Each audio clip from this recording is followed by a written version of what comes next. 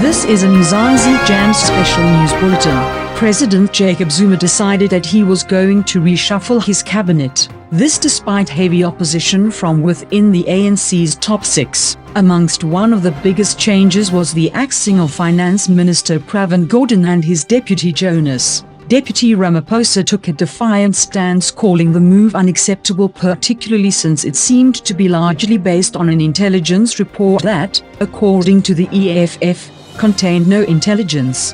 Both Ramaposa and Mantashe have now said that they were not consulted on the reshuffle and claim that the list was just put in front of them and told that's the way it'll be. In fact, the ministers who were reshuffled, and even those put into their new positions, weren't even aware of what was happening. Gordhan said he found out via the TV, while Derek Hanekom said the same thing. This is what Ramaposa had to say. Has effected his cabinet reshuffle. Before doing so, he met the ANC officials. It was just a process of informing us of his decision. It was not a consultation, because he came with a ready-made list. And I raised my concern and objection on the removal of the Minister of Finance, largely because he was being removed based on an intelligence report that I believe had unsubstantiated allegations about the Minister of Finance and his deputy going to London to mobilize financial markets against our country.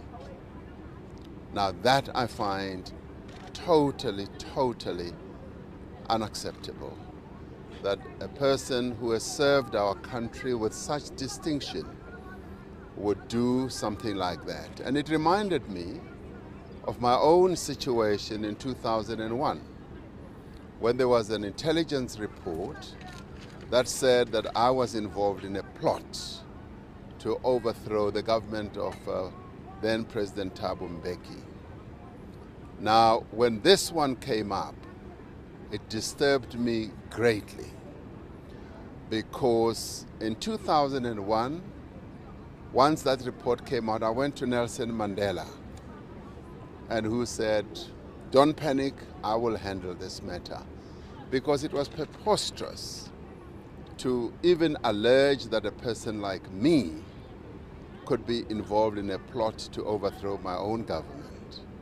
And similarly, my strong objection to the removal of the Minister of Finance and his deputy is being based on spurious allegations, and that is the basis of my objection. And I told the President so, that I would not agree with him on his reasoning to remove the Minister of Finance. And I told him that this I would articulate publicly. So this is where we are. He has made his choice, and let me say, the President has the prerogative to appoint and dismiss ministers of his cabinet. It is his choice, and he has exercised his choice. Thank you. Where to from here? Will you be resigning? Are you going to resign? No, I will not. I'm staying to serve our people in government. I've made my views known, and there are quite a number of other colleagues and comrades who are unhappy about this situation, particularly the removal of the Minister of Finance, who are serving the country with absolute distinction, with great ability, and he has proven that he is a talented person. That for him to be removed for this type of reasoning is, to me, unacceptable.